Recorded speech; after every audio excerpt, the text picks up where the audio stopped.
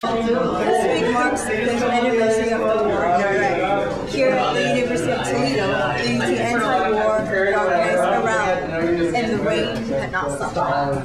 I just want to say about the weather that I was canvassing on election day, last presidential election with a 70-year-old woman, and when it started to rain, I said, "Oh man, maybe we should go back." She said, "No. Now is when they know you're serious, when you're out here canvassing in the rain."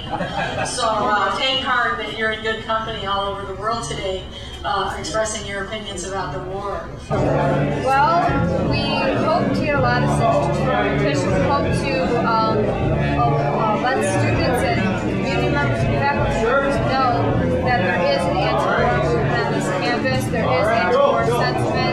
We're not going to end the war by marching against the Pentagon. You're not going to change one mind in the Pentagon. And you're not going to change one mind in the Congress. Remember, we had an election in 2006. And we said, oh, now Congress will end the war, just like they ended the Vietnam War by refusing to fund it in 1974, 75, I don't know the exact date. Well, some people expected the same thing. Ain't going to happen. This is a long-term struggle against imperialism, just as the struggle against slavery. And it took many years and many people doing everything they could with mobilizations or with simply creating the culture of resistance. We must also see what is the wealth of this country based on. And it is based on troops invading and enforcing unpaid labor and slavery of others. We now know that Saddam Hussein did not have and was nowhere near close to developing weapons of mass destruction, and those that he did have at one point in time were sold to him by the United States. Oh. That's right. That's right. A lot of people do forget that fact, that the only reason we knew they had WMDs is because we kept the receipts. At that same point in time, we also sold WMDs to Iran. That's right, we were selling weapons to opposing sides of a conflict. God bless America. Protesting something that your government is doing is one of the most fundamental things about what the United States is about. I want to encourage you to feel good about yourself for what you're doing, because clearly, you know, there are things that bother you, that bother all of us, and if you don't say things, if you just go along, I call that acquiescing.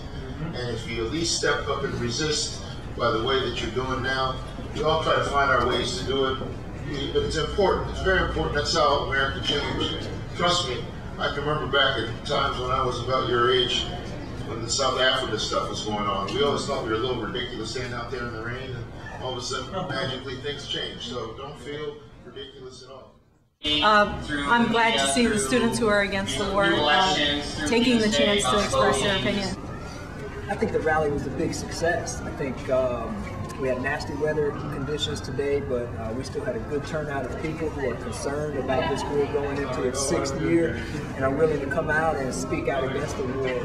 Once we can at least get the people's respect, then we can start with change. It's never going to change with our troops on foreign soil everywhere, pretty much. All we are saying is give peace a chance. Let's give it a chance, all right? This is Melissa Chu reporting from the University of Toledo.